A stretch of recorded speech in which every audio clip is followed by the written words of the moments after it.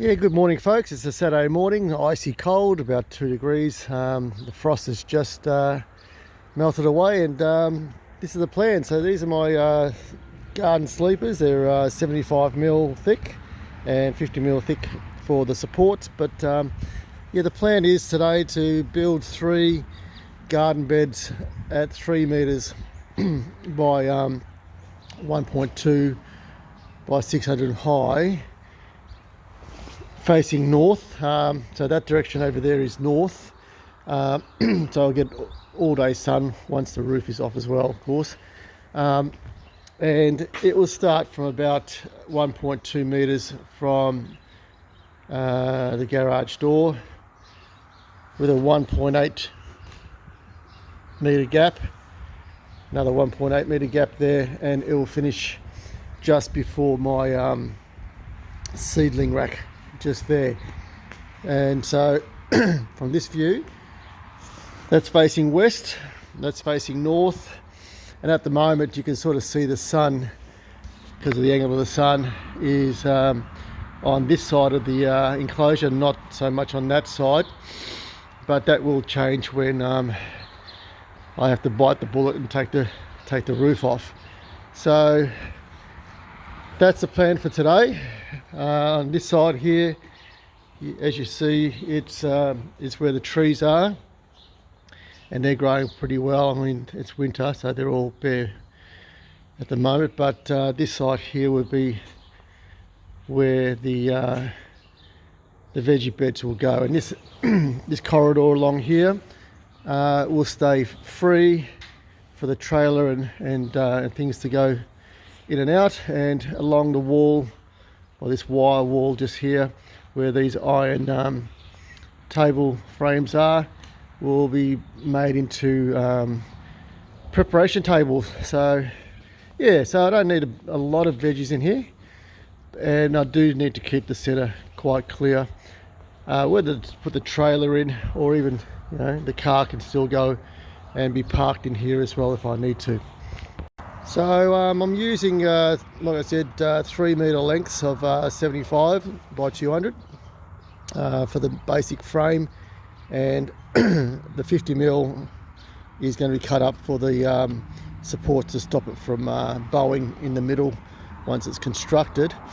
Even though it's treated pine, I'm going to line the inside of the planter boxes of the garden beds with corrugated iron. So I've got a lot of sheeting from all the sheets that I've taken off the Fruity Fortress. So I've got quite a number of good solid corrugated galvanized iron, and I know it's a bit of an overkill, but I think by putting that as a liner inside the the garden beds will, one, prolong the life of the garden beds, and two, if there's any leaching from any type of chemicals within the garden sleepers, will remain away from the soil. Rightio then, I'll put the 2 3 meter lengths either side, parallel to each other. I've set them on some bricks just so when I put the uprights on, I can drop the uprights down by about probably about 25 mil an inch maybe, and then take the bricks away, and then there's a gap all the way around, roughly about an inch. And if I need to put some weed mat just so the soil doesn't come out of that exit point, I'll do that. But yeah, so that's how it's going so far. Okay, the side pieces have been cut, and I've put the level all the way around, and it looks pretty level to me. So I'm going to use my sash clamps to clamp it together, and then check out the diagonal to see that it's square, and then screw it together.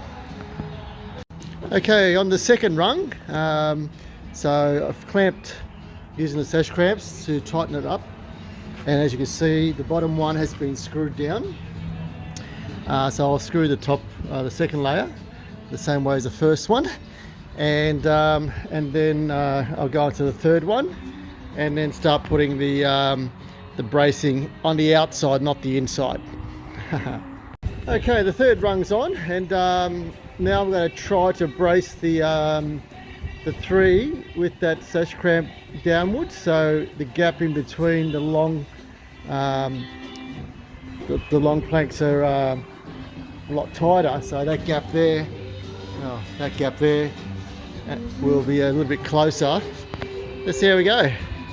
Okay, so putting the outer legs on, trying to match them to the ground with that little block of wood there. So because the concrete's not flat, I need to be very careful that I don't just do them all the same size, and to make sure that when it's dropped down that it doesn't rock around too much. But there'll be about a 25mm gap all the way around. I think that should be enough for drainage. So that's the first one. Just got to see that it's square, and then I'll start to screw that one in, and then do the next one. Righty, put the sash clamp on top and a G clamp on the bottom to get a really nice tight fit, and offsetting the screws so they don't hit each other as I drill them through. Well, the main structure of the garden bed is now complete. As you can see down the bottom, I've got quite a big gap, about 1 inch. But when I start putting the support pieces, probably about 4 of them, it'll leave a little gap between each one for the water to come out. So it's not going to be all that. It's going to be probably, I don't know, maybe every foot or so, or every 40 centimeters, there'll be a gap. And if you have a look at the joints, there's the joints of the corners. So the corners were screwed in, and then the corners were added. So there it is there. All right, I'll keep going and see how we go before it gets dark. Righty, putting the uprights on the face.